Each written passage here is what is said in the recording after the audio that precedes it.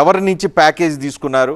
Kesineni నానితో already లోపాయికారి ఒప్పందం చేసుకొని జనసేనని దుమ్మెత్తిపోస్తున్నారు, కావాలని తిడుతున్నారు, లేనిపోయిన ఆరోపణలు చేస్తున్నారని మీరు ఈరోజు ఉదయం వరకు ఉన్న పార్టీ నాయకులే చెప్తూ ఉన్నారు.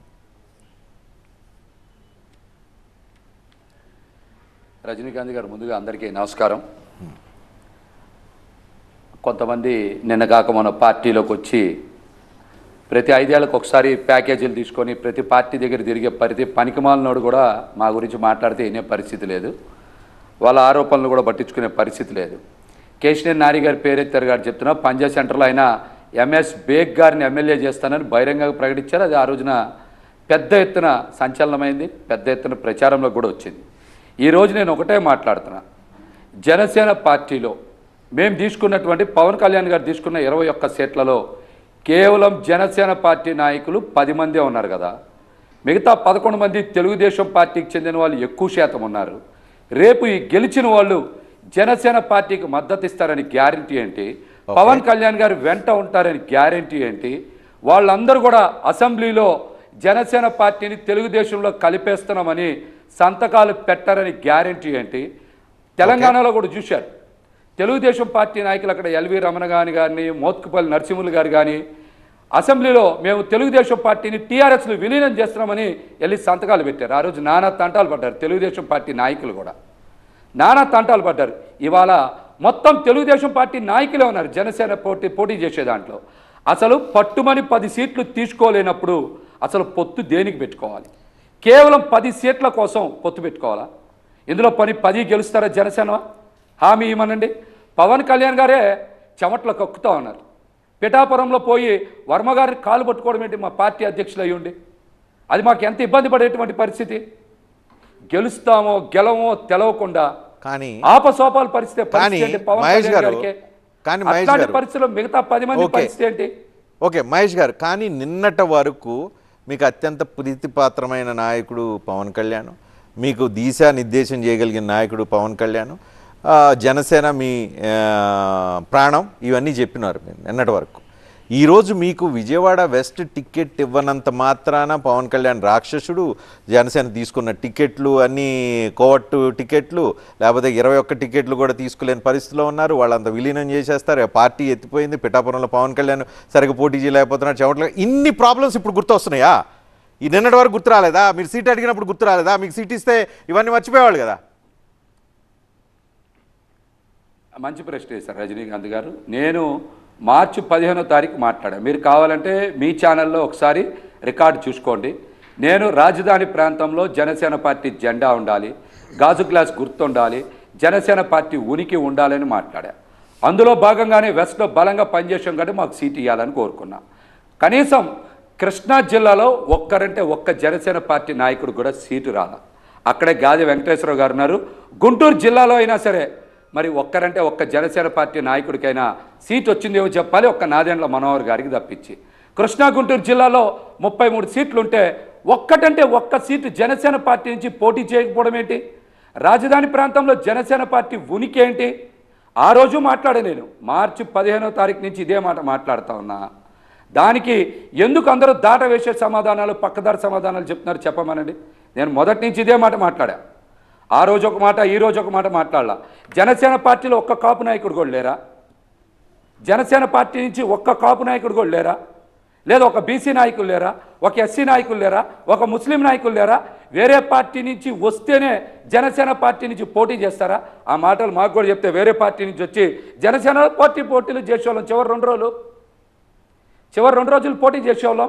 5 సంవత్సరాలు కష్టపడ్డం ఎందుకండి? ఎందుకు రోడ్ల మీద తిరగడం, కేసులు పెట్టించుకోవడం ఎందుకు, అందరితో తిట్లు తినడం ఎందుకు, అందరితో గొడవలు ఎందుకు? ఎవరి కోసం చేశాం ఇవన్నీ? జనసేన పార్టీ కోసం చేశాం, పవన్ కళ్యాణ్ గారి కోసం చేశాం. మా విధేయతను గుర్తించినప్పుడు ఖచ్చితంగా మాట్లాడతాం. మా విధేయతను గుర్తించినప్పుడు ఎందుకు మాట్లాడకూడదు? మేము జరుగుతున్న నష్టాన్ని తప్ప టికెట్ ఇస్తే ఇవన్నీ ఉండే కాదుగా? మాట్లాడతారా? టికెట్ ఇస్తే ఇవన్నీ ఉండే కాదుగా? టికెట్ ఇస్తే ఇవన్నీ మాఫీ అయినట్టేనా? ఈ మీరు చెప్పిన సమస్యలు, ప్రాబ్లమ్స్, కష్టాలు, కన్నీళ్ళన్నీ ఖచ్చితంగా టికెట్ ఇచ్చినా ఇవ్వకపోయినా చాలా అంశాల మీద నిజాయితీగా మాట్లాడాం. బయటికి పెట్టాం. అది సొంత వారైనా పరాయి వారని నేను ఏ రోజు ఎవరిని కూడా ఎక్కడ కూడా పట్టించుకున్న పరిస్థితి లేదు. మరి సొంత సామాజిక వర్గం చాలామంది వంటలు అంటారు. అట్లాంటి మేయర్ గారి మీదనే నేను కొన్ని ఆరోపణలు చేశా. అట్లాగనే జనసేన పార్టీలో కొంతమంది నాయకులు మాట్లాడితే వాళ్ళను కూడా పిలిచి మందలిచ్చినటువంటి పరిస్థితి ఉంది. ఇవన్నీ చేశా. ఇవాళ కూడా ఒకటే చెప్తున్నా, సీట్ ఇచ్చినా ఇవ్వకపోయినా మేము మాట్లాడుతున్నది జనసేన పార్టీ ఉనికి కోసం, జనసేన పార్టీ భవిష్యత్తు కోసం. మీరు 21 సీట్లతో ఈ రాష్ట్రానికి భవిష్యత్తు ఏమిస్తారు, జనసేన పార్టీ ఉనికి ఎలా ఉండబోతుందని చెప్పమంటున్నాం. 25 కేజీల బియ్యం కాదు, 25 సంవత్సరాలు భవిష్యత్తు ఇస్తానని చెప్తున్న పవన్ కళ్యాణ్ గారు 25 రోజుల తర్వాత ఈ పార్టీ భవిష్యత్తు ఏంటో సమాధానం చెప్పాలి. ఓకే, సమాధానం పవన్ కళ్యాణ్ గురించి మీకే ఎక్కువ తెలుసు. పవన్ కళ్యాణ్ గురించి మీకే ఎక్కువ తెలుసు. 25 సీట్ల కోసం కాదు, 25 ఏళ్ల రాజకీయం చేయడం కోసం వచ్చానని ఆయన పలు సందర్భాలు చెప్పాడు. మీకు కూడా బాగా చెవులో బాగా వెళ్ళిపోయి ఉండాలా గుర్తుండటానికి వీలుగా. అన్నీ బాగా గుర్తుండబట్టే కదండి చెప్తున్నాం. ఇవాళ అందరూ అంట విజయవాడ వెస్ట్ సీట్ కాదండి, మీరు ఇక్కడ కూడా సామాజిక కోణంలో చూడాలి. రజనీకాంత్ గారు సామాజిక కోణంలో చూడాలి. విజయవాడ వెస్ట్ సీటు బీసీలు త్యాగం చేయాలి, మంగళగిరి సీటు బీసీలు త్యాగం చేయాలి. అక్కడ కమ సామాజిక వర్గం గారు త్యాగం చేయరా రజనీకాంత్ గారు? మేమే త్యాగం చేయాలా? త్యాగాలు చేయడానికి మేమే పుట్టామా? జెండాలు మోయడానికి మేమే పుట్టామా? కేసులు పెట్టించుకోవడానికి మేమే పుట్టామా? 5 సంవత్సరాలు అరిగిపోయిన తర్వాత మీరు ఎవరినో పిలిచి పోటీ చేస్తారంటే మాకెందుకు? ఈ మాటలు ముందే చెప్పచ్చు కదా. పక్క పార్టీలో విధేయతకి పట్టం కడుతున్నారు కదా. తంగిరాల స్వామి గారికి ఏం చేశారని టికెట్ ఇచ్చారు కదా, కాగిత కృష్ణప్రసాద్ గారికి ఇచ్చారు కదా, వర్ల కుమార్ రాజా గారికి ఇచ్చారు కదా, కొల్లు రవీంద్ర గారికి ఇచ్చారు కదా. మండల బుద్ధప్రసాద్ గారు ఏం చేశారు? జనసేన పార్టీలో పిలిచి కండువా వేసి చంద్రబాబు నాయుడు గారు జనసేనలో టికెట్ ఇప్పించారు కదా. మేము విధేయతగా ఉండడమే మేము చేసిన పాపం రజనీకాంత్ గారు, విధేయతగా ఉండడమే మేము చేసిన పాపమా? ఏ బీసీలే త్యాగం చేయాలా? కమ్మ సామాజిక వర్గం వారు త్యాగం చేయరా? అన్ని సీట్లు మీరే పోటీ చేస్తారా? పెత్తందారులకే ఇస్తారా? క్యాపిటలిస్టులకే ఇస్తారా? మా ఒక్క సీట్ ఇస్తే రాష్ట్రంలో పొత్తులు ఏమైనా పోతాయా? గుంటూరు జిల్లాలో ఇంకో 2 సీట్లు ఇస్తే ఏమైనా పొత్తులు పోతాయా? అయినా భారతీయ జనతా పార్టీ ఎవరిని అడిగింది రజనీకాంత్ గారు సీట్లు? తెలుగుదేశం పార్టీని అడిగింది. తెలుగుదేశం పార్టీ సీట్లు సర్దుబాటు చేసుకోవాలి. జనసేన పార్టీ సీట్లు ఎందుకు వదిలేసుకోవాలి? 144 సీట్లు తీసుకున్న తెలుగుదేశం పార్టీ త్యాగాలు చేయదు. 24 సీట్లు కూడా తీసుకొని మేము 21కో 20కో త్యాగాలు చేయాలా? త్యాగాలు చేయాలా? అంటే కొత్త తరాన్ని ప్రోత్సహించడం అంటే ఇదేనా? యువతరానికి భవిష్యత్తు ఇస్తామంటే ఇదేనా? ఇవి కూడా మాట్లాడకూడదు రజనీకాంత్ గారు? ఇవి అడగకూడదా?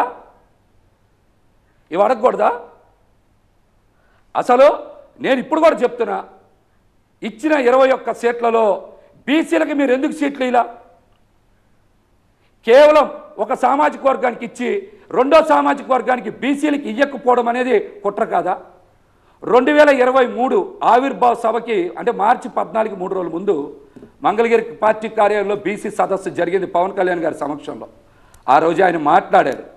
ఒక శ్రీనివాస్ యాదవ్, ఒక బొమ్మిడి నాయకర్, ఒక పంతం నానాజీ, ఒక పోతిని మహేష్, ఒక చెల్లపల్లి శ్రీనివాస్, ఒక పాలవ యశస్సుని, వీళ్ళందరినీ ఎమ్మెల్యేలు చేస్తా, కుదిరితే వీళ్ళందరికీ బొగ్గాకారు ఎక్కిస్తా అన్నారు. మమ్మల్ని బొగ్గాకారు కాదు నట్టేట్లో ముంచారు. మాకు ఒక్క సీట్ అని ఇచ్చారా? ఒక్క బొమ్మిడి నాయకర్కి తప్పించి. దేనికో తెలుసా? మేమందరం బయటకు వచ్చి మాట్లాడతాం. మాట్లాడితే కాపులకి బీసీలకి మధ్య ఘర్షణ జరిగిద్ది, కుల కుట్రలు పెట్టాలి, కుల చిచ్చులు పెట్టాలనేటువంటి దుర్మార్గమైన కుట్ర ఇందులో దాగుంది. పవన్ కళ్యాణ్ గారు కులాలను కలిపే ఆలోచన విధానం కాదు, కులాల మధ్య చిచ్చు పెట్టే ఆలోచన విధానంతో ఈ పని చేశారని నేనైతే స్పష్టంగా చెప్పగలను రజనీకాంత్ గారు. ఎందుకంటే పవన్ కళ్యాణ్ గారు 24 సీట్లు తీసుకున్నప్పుడు రాష్ట్ర వ్యాప్తంగా మా పెద్దన్న పాత్ర పోషించిన కాపు సామాజిక వర్గం వారు వ్యతిరేకించారు. సోషల్ మీడియా వేదికగా పెద్ద ఎత్తున విమర్శలు చేశారు. పవన్ కళ్యాణ్ గారు కాపుల మద్దతు కోల్పోయారు. అందుకనే తిరిగి కాపుల మద్దతు కూడగట్టడానికి బీసీల మధ్య కాపుల మధ్య చిచ్చు పెడితే తద్వారా ఓట్లు పడతాయనే కుట్ర కోణంతోనే మమ్మల్ని బలి చేశారు.